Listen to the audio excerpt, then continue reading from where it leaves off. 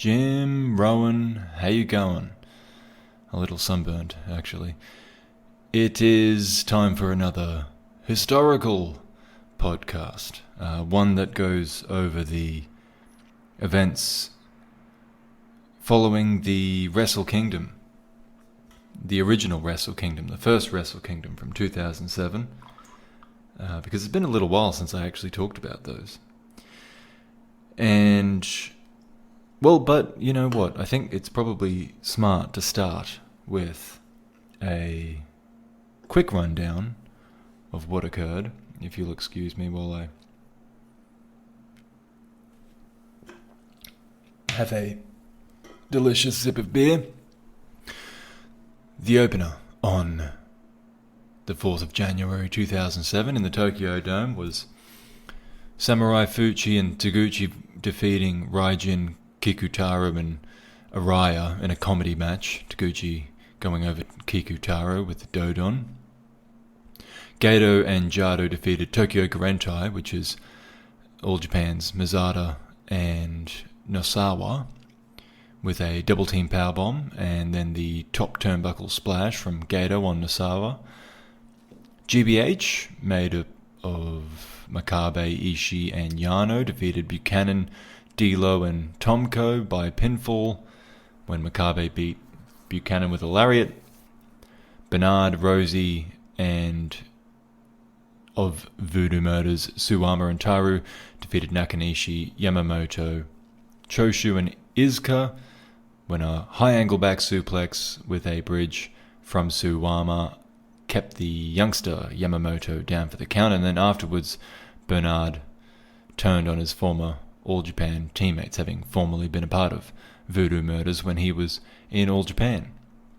And that was the first time the crowd seemed to really care about anything that was going on, and just that they cared about Riki Choshu, really. Kaz Hayashi, Koji Kanamoto, Taka Michinoku, Tiger Mask and Wataru Inoue defeated CTU and Voodoo Murders combined of CTU, Liger and Minoru, and Milano, of Voodoo Murders, Kondo and Yashi. Tiger Mask pinned Yashi with a Tiger Suplex, and then we got to the real stuff. The singles matches, Toshiaki Kawada defeated Shinsuke Nakamura with the Alexei Ignashov spot. I feel like I've talked about this a bunch of times, even on this podcast at this point. It's when Nakamura went for a takedown on the very large Belarusian kickboxer in an MMA fight and was kneed in the head, and the referee called the match off. It's just been constantly repeated in pro wrestling as a finish, or just as a spot, but often as a finish since then, when it comes to Nakamura. And that's how Kawada beat Nakamura on this occasion. In the next match, in one of two championship matches, this one for the Triple Crown Heavyweight Championship, Minoru Suzuki defended successfully against Yujinagada via referee stoppage due to a sleeper hold. And then in the other title match, Hiroshi Tanahashi also maintained his status, his title as IWGP Heavyweight Champion, defeating Taiyo Kea. Both of those matches very good. Hi-Fi Flow ended the latter for Tanahashi. And then the main event, a tribute to Shinya Hashimoto, Keiji Muto and Masahiro Chono defeating Tenkozy, Hiroshi Tenzan and Satoshi Kojima, after Chono locks in the STF on Tenzan. Chono being the least mobile of the four participants, but winning the match nonetheless. So we had no title changes of significance on the Tokyo Dome show, so the champions remain as they were moving into the year of 2007. We're going to focus on New Japan, of course. So the IWGP Heavyweight Champion is Hiroshi Tanahashi. He's still in his first reign since July of 2006. The IWGP Junior Heavyweight Champion is Minoru. I believe he only won the title at the end of 2006. The tag team champions are Wild Child, Manabu Nakanishi and Kao Omori. That's their first reign. If I didn't mention the fourth reign of Minoru as IWGP Junior Heavyweight Champion, and the Junior Heavyweight Tag Champions are Gato and Jado, also in their fourth reign. So, the first show following Wrestle Kingdom was on the 7th of January. It was called Battle Hall Live, and it was in Korakuen Hall. And there's a few upsets on this decent little card a few days from the big show. Tetsuya Naito defeats Mitsuhide Hirosawa, which he has managed to do a few times at this point, after Hirosawa mostly had his number during 2006. But that is a constant with young lions. There often tends to be one young lion that is just ranked higher than the other and always wins. And Naito has reversed that momentum. And in hindsight, looking back on their careers, it's not really that surprising to see why. But this isn't about hindsight, this is about what happened at the time.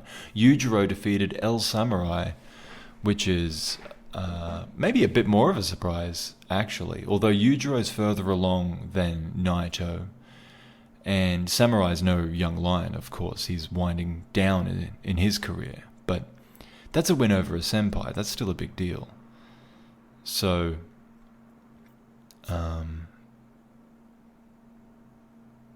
there's they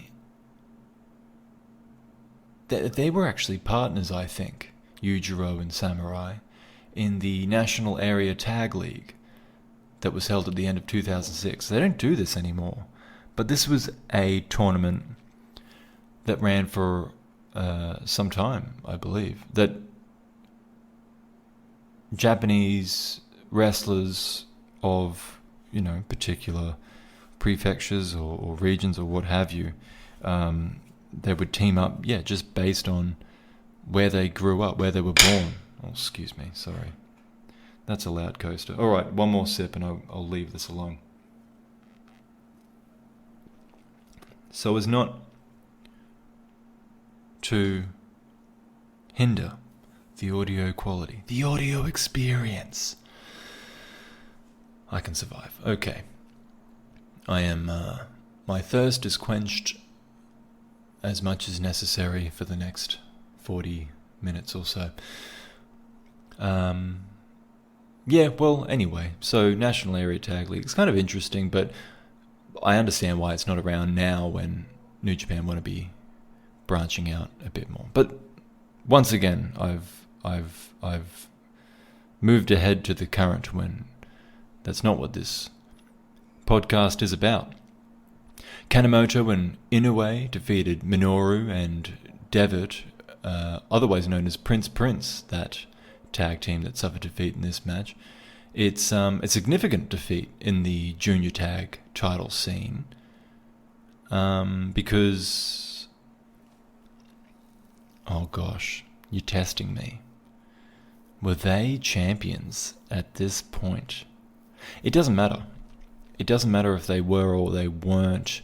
Those four are all top junior heavyweights. So, any pinfall amongst them, whether they're going to remain a tag team or not, is significant. Another junior tag team match on that card was Taguchi and Tiger Mask defeating Liger and Milano. Again, all top juniors. So, pretty stacked card. And I mean, we're not even halfway through. Makabe and Ishii of GBH defeated Kentaro Kanemura and Tetsuhiro Kuroda. They're a couple of veterans from Big Japan Pro Wrestling. Don't know a lot about them, to be fair. And granted, that's of less significance. Naofumi Yamamoto defeated Toru Yano. Also of GBH, of course, Yano. Yamamoto is part of the New Japan main unit, and those guys have been feuding with GBH for a while, so that's a neat little singles win for young Yamamoto. Chono and Nakamura of Black, which was a faction formed by Chono with... It kind of... The idea became that Chono wanted to take over New Japan and become president and install Nakamura as the ace of the promotion. So those are the two top guys, Chono and Nakamura. They defeated Tenzan and Shiro Koshinaka, both of GBH. Tenzan has just won All Japan's Real World Tag League at the end of 2006 with Satoshi Kojima. But back here, of course, with Koshinaka, who in New Japan recently is his partner of choice. But once again, those are significant tag teams. This is not... okay, I hope this is the last time I refer to the current, because I kind of want to keep this podcast timeless to a degree, but you don't see this these days. Just, I don't want to say a throwaway card, but it's just a few days after the big show. You would never see this in modern times. All of these matches of real significance at the top of these divisions. The next one was Tanahashi and Nakanishi defeating Iska and Yujinagada. I'm going to guess that Iska took the fall here just because he's a mid-carder, so this one's not on the same level as a few that I've mentioned previously, but the rest of these guys are championship contenders, and of course, in Tanahashi's case, he's the heavyweight champion in particular. But the main event on this show was for two titles: the IWGP Junior Heavyweight Tag Team title and the War, which Wrestling and Romance, I think that stands for. This is... what's his name? The guy that went from... He switched. He made the switch, New Japan to All Japan, and then started this promotion up. I can see his face. Tenryu. I'm going to look it up. Am I right? This is Tenryu's promotion. Yes. Oh, I'm so right. Oh, well, it was... Okay, no, I was right. Wrestle and Romance. But then it became Wrestle Association R. But originally it was Wrestle and Romance. In fairness, at this point, it probably is Wrestle Association R. Let's see when they changed it.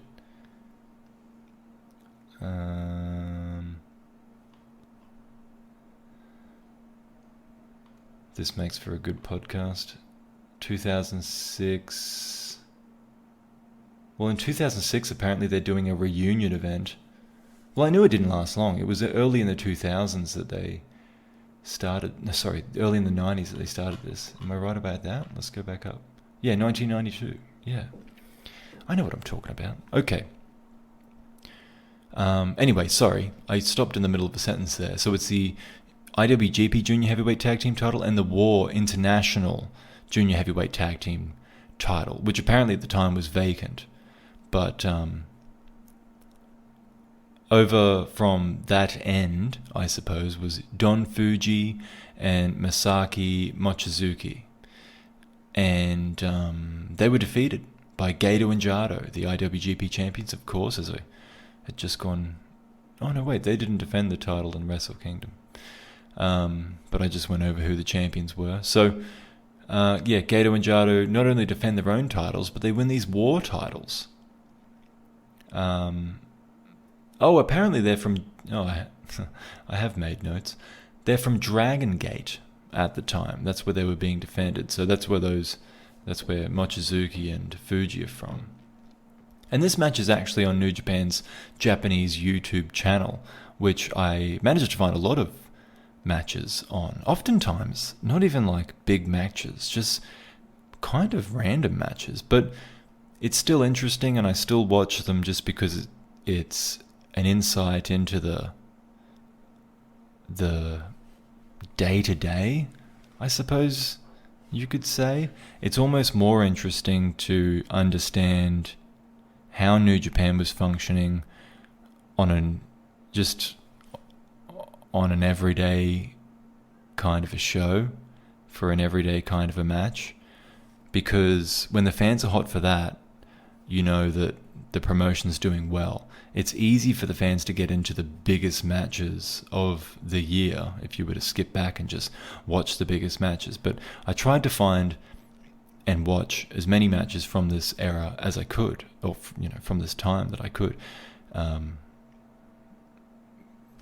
I've taken a few notes about this one. I said it was a high-paced match, goes about 20 minutes. The crowd are really into it. Gato pins Mochizuki after an assisted powerbomb off the turnbuckle, and then a very pretty frog splash. The war titles never really made much of an impact in New Japan Pro Wrestling, but it gave Gato and Jado a fun outing when they were at the peak of their powers, and after this one they were anything but gracious in victory. The next night, they were back in Korakuen Hall for Fan Appreciation Day. I haven't heard of this for a while. They didn't appreciate the fans very much because this was a throwaway card. I don't know why they wouldn't have just not run the night before and put that great card on for Fan Appreciation Day. The main event was Koji Kanamoto and Yujinagada defeating Hiroshi, Tanahashi and Wataru Inoue in nearly 18 minutes. And then there's a couple weeks off, or a few weeks off. But they come back with the beginning of the New Japan-ism tour, a name they quite enjoy, it seems. They come back to it a fair bit. The first night was the 27th, and once again in Korakuen Hall. There we see the beginning of an IWGP Junior Heavyweight title #1 contenders tournament. And in the semi-final match, Wataru Inoue defeated Yujiro in just over 10 minutes. Later in the show, he went on to defeat Prince Devitt in just over 16 minutes to earn his shot at Minoru. That's Inoue earning his shot at Minoru, the current Junior Heavyweight Champion. There was also a Black Cat Memorial 8-man tag team match. It was Samurai, Kanamoto, Naito, and Tiger Mask defeating Gato, Jado, Liger, and Minoru, so the good guys beating the bad guys. Fair enough for a memorial match. If you don't know about Black Cat, he was a Mexican professional wrestler, but he's best known for his work in New Japan. He started there in 1981.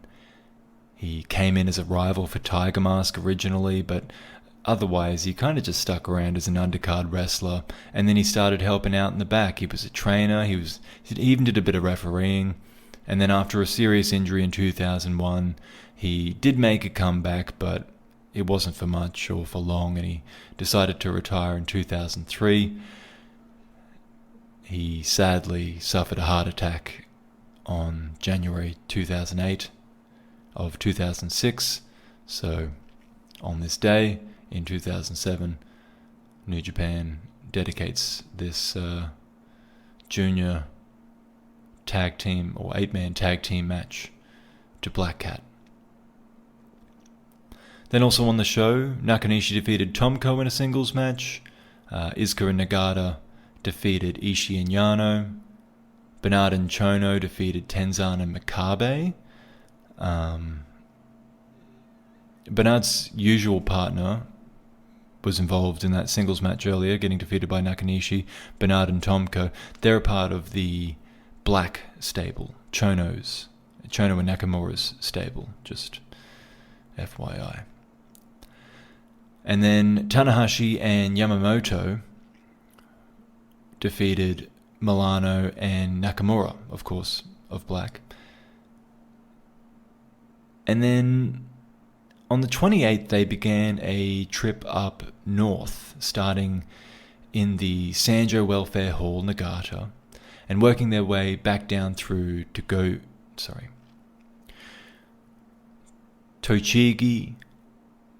Ibaraki, and Saitama to close out the month.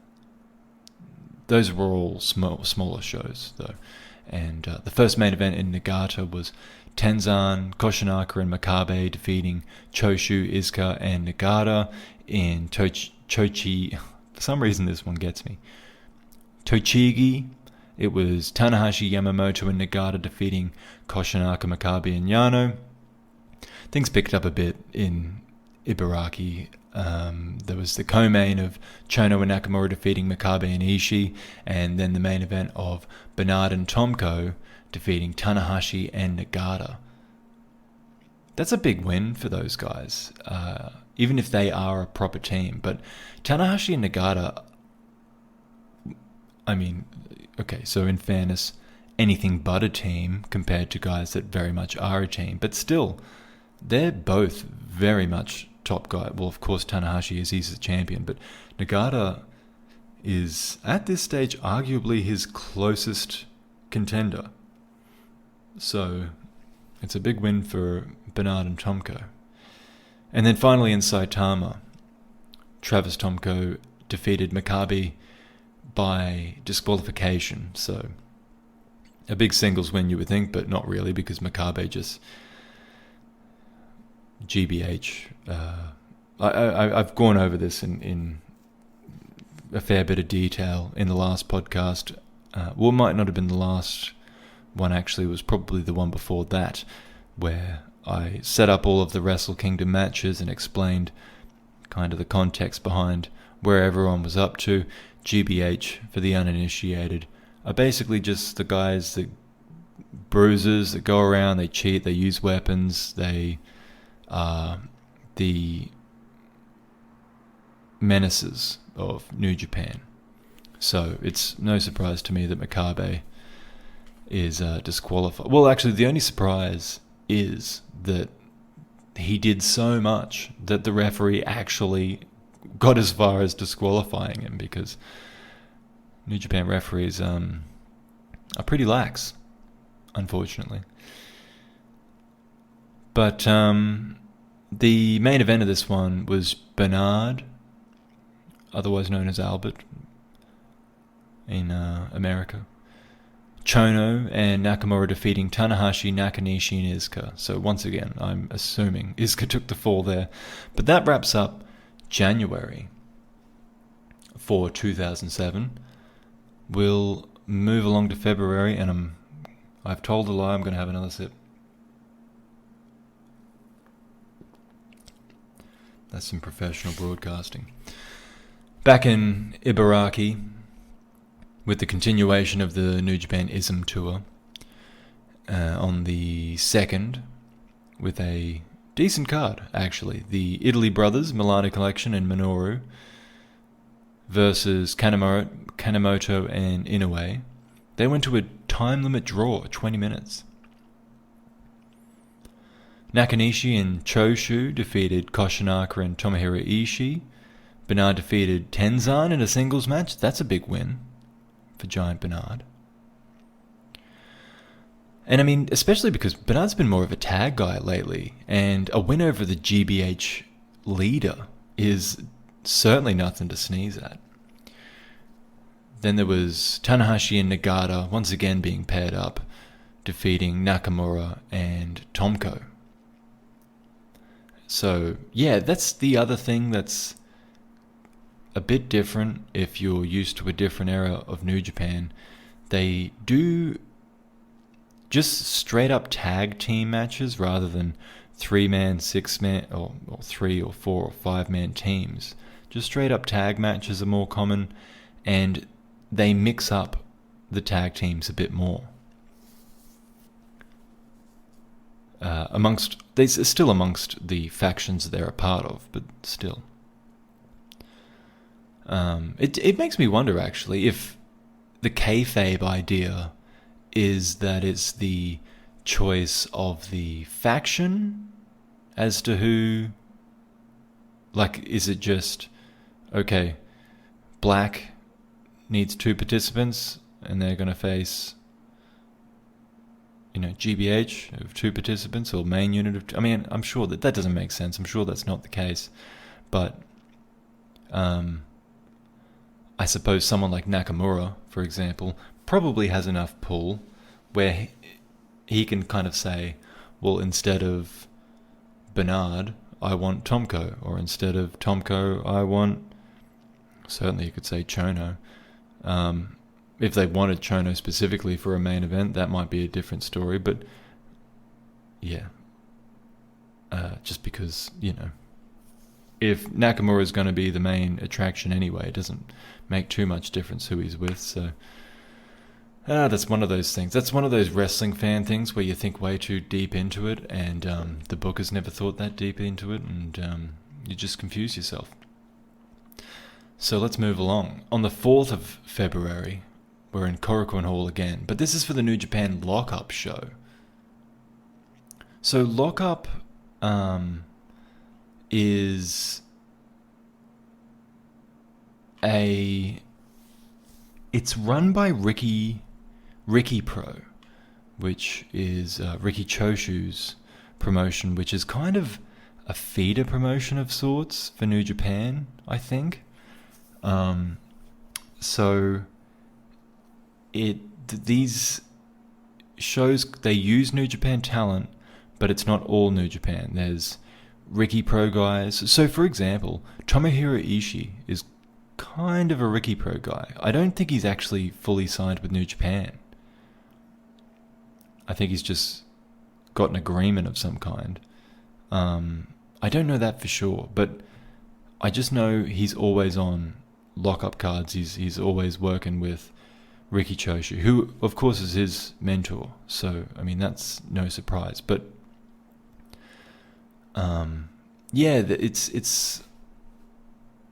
it's just a bit different. You're going to see different guys. They're not all necessarily New Japan guys on these lockup shows. And at this time, there's this Apache Army, which is its own promotion, a small promotion, versus GBH feud going on. The main event of this particular event on the 4th of February is Togi Makabe defending his WEW heavyweight title in a cage death match against Mammoth Sasaki. The WEW title has been active across several promotions, but generally it's kind of been understood and known as a deathmatch title or hardcore title. But I couldn't find out much about this match other than some comments said it was pretty average, and I know that Makabe won, but it would have been a pretty brawly match with some weapons and whatnot, because that's how Makabe matches are, even if they aren't cage death matches. On the 6th, a couple days later, back to New Japan and back to the New Japan-ism tour, still in Tokyo, Milano Collection AT curiously defeats the number 1 contender to the junior heavyweight title, Wataru Inoue. I don't know what they were doing there, because Inoue hasn't made his challenge yet. Tomko defeated Yano in a singles match. Hiroshi Tanahashi and Manabu Nakanishi defeated Giant Bernard and Shinsuke Nakamura. See, look, there's no real fat to cut in a match like that. Look, Nakanishi and Bernard are definitely a step below Tanahashi and Nakamura, but there's no obvious, apart from those two being more likely to beat the other, it's less obvious who would pick up the win in a match like that. So it's just interesting that they're on these kind of casual, normal shows,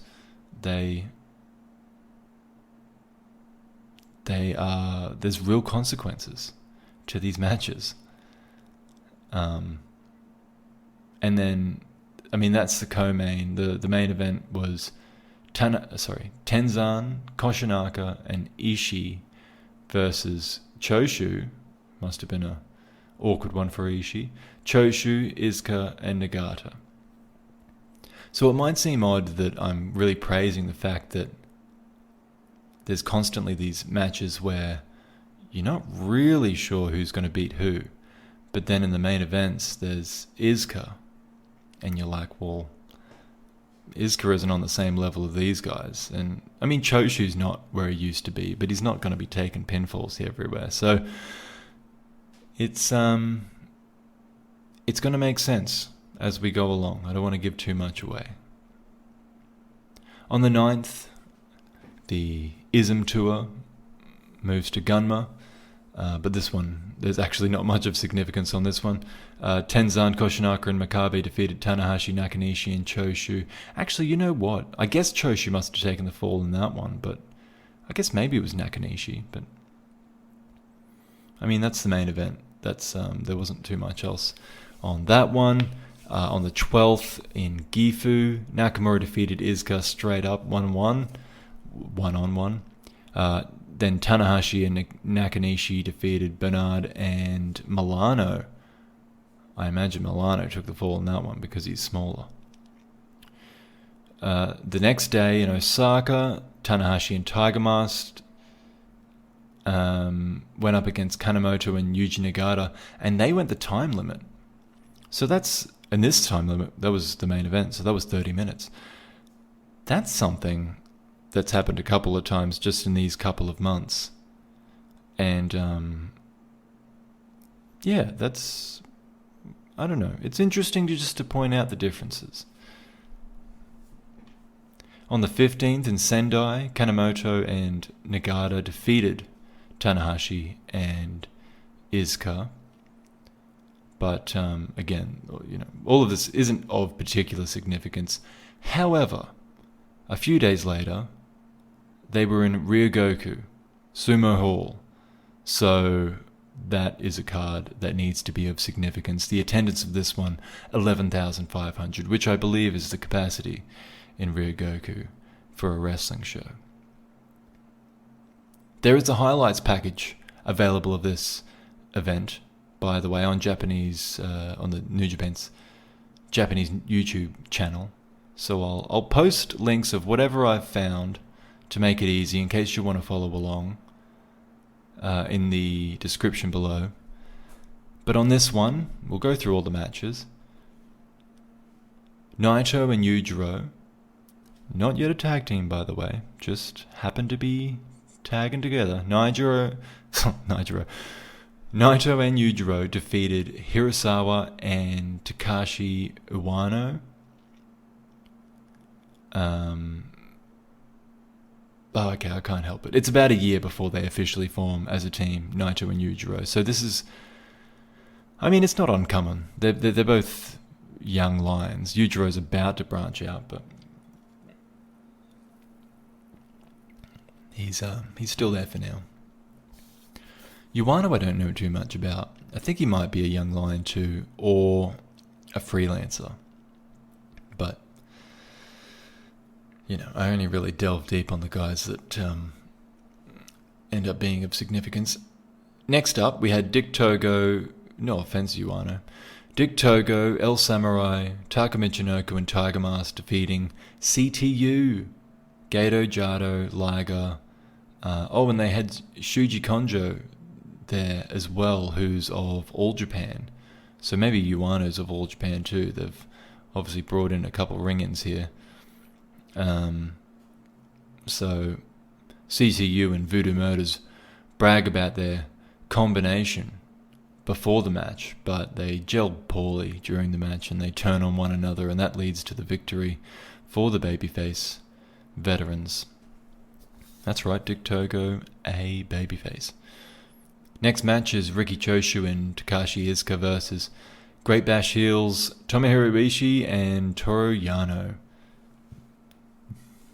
It was Iska. Funnily enough, Iska submitting Ishii with an armbar. And then there was a singles match between Shiro Koshinaka defeating Manabu Nakanishi. That actually speaks to Nakanishi's position on the card at this point. I mean, he's been around for a long time. He's been with New Japan since the early 90s at least.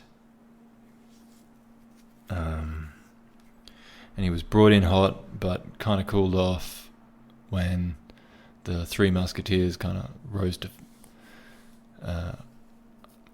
power. But he's still there. I mean, in fairness, in this match, Nakanishi actually submitted Koshinaka with the torture rack, which he calls the Mana Bower or something like that, I think. But it occurred outside the ring, so they didn't count it, and he came back in. And Koshinaka's, I don't think it's fair to say he's a comedy wrestler, but he does a lot of hip checks, similar to Taguchi. Yeah. And he wins with one of those of all things, which Nakanishi, as like a proper wrestler, and when I say proper wrestler, like a guy of legitimate qualifications in grappling, it kind of looks silly that he's selling stuff like that, let alone losing to it directly, but that's what happened.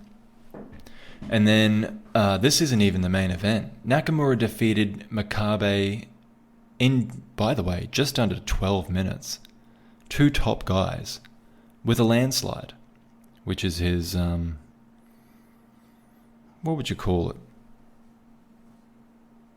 It's not a Death Valley driver, because it's like a Death Valley driver if you were to throw them directly over your head rather than off your shoulder to the side, and he sits out on it. I believe that's what the landslide is. I know there's another name for it, but I can't think of it off the top of my head. The main event, though, Tenzan and Taru's of Voodoo Murders from All Japan, they defeated Black, Chono, the combination, Chono and Milano. I don't know why that was main event over Nakamura and Makabe. Particularly because Nakamura and Makabe, spoiler alert, are going to go on to have a bit of a significant feud across this year. And they weren't the main event. It's kind of odd. Actually, sorry. That wasn't the main event. There was an IWGP Junior Heavyweight title match. Inoue gets his shot. I talked before about him earning the shot and not being sure why someone beat him. Someone beat him. It doesn't matter. I went over it already, I guess. But it would be nice to see. I can't find it. Okay, that's fine. Yeah, you know what? This isn't even the main event either. But it's the co-main event, and it is for a championship, so whatever. Inoue lost his last match for some reason, but he still earned his shot at the champion Minoru for the IWGP Junior Heavyweight title. Minoru has an injured shoulder going into this, and Inoue wants one the way he dives around in this match. Rapid start. They trade armbars in a really cool technical sequence that ends in a pin attempt. Minoru puts on an impressive display of different suplex techniques, but it's another arm that ends the contest in his favor. Really having to fight and readjust his position to keep the hold secured before he is able to force Inoue's submission. So Minoru retains the title. Another match in between this and the main event, I really didn't look forward enough, but gosh, I mean, hell of a card this was. Kurt Angle makes his New Japan Pro Wrestling debut, teaming up with Yujinagada.